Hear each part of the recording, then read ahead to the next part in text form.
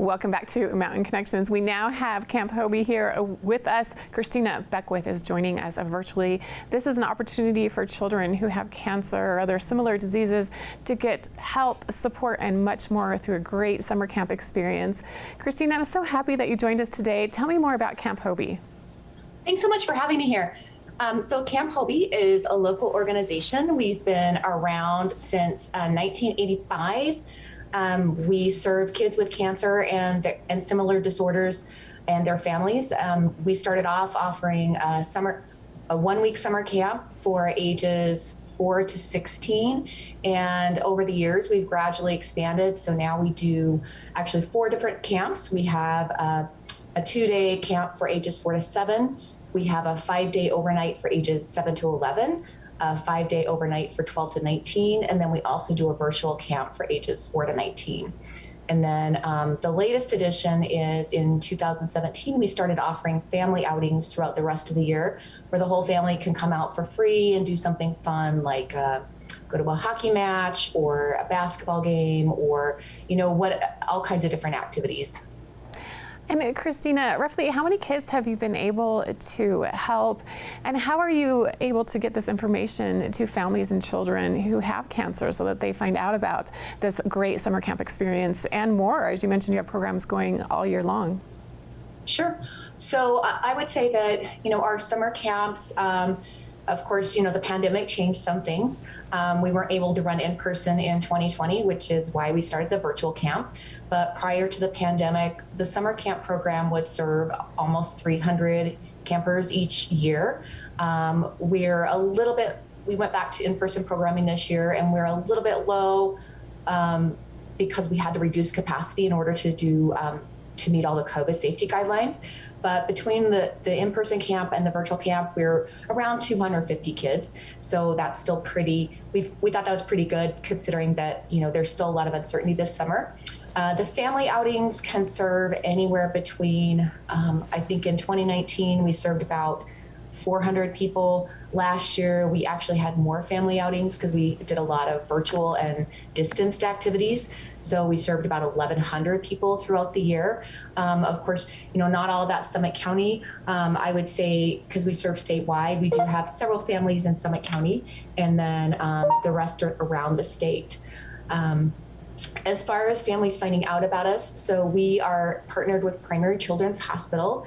And for those of you that don't know, so pediatric cancer is not common, as are the other, the other illnesses that we serve. Those are even less common. It's maybe like 5% of kids, if not lower than that. So most kids within the state that have cancer or similar diseases are treated at Primary or Huntsman. So Primary really helps us with getting the word out and letting families know that our programs are available. We also send information out to other hospitals, around the state. There are those few kids that have cancers that they're cancers that are more common in adults. And so children with those diseases might be treated at an adult referral center. So we send the information to those centers. Families can also self-refer to us through our website. And how is the camp structured? Where is it located, and how long is it? Just what do kids and families need to expect if they want to participate? Sure, those are great questions. So the summer camp programs are held at a campsite that we lease, which is in Tooele County. And so it's about, I would say, probably going to be a little bit over an hour from Summit County, a little bit less from Salt Lake City. But it's a lovely campsite. It has cabins that people sleep in, and it's not that rustic of camping. We have running water, we have flushing toilets, we have hot food in the morning, and we have a swimming pool. Then as far as how the camp is structured, so the session for the younger kids, that's the 4 to 7-year-olds, that's 2 days in a row. And the 4 and 5-year-olds actually don't stay overnight. Those kids and their parents have a really hard time with sleepovers still. So that the youngest kids come 2 days in a row, and they go home at night to mom and dad. And then the 6 and 7-year-olds have the option of staying overnight for that session. We call them our Hobe Juniors. So they get a night away from the parents. They get to see what the the longer camp will be like, and they get to feel confident that, they'll be okay being away from their parents. Then our Kids Week session, which is for the 7 to 11s, that's a 5-day overnight. So the kids come out on Monday, they stay through Friday.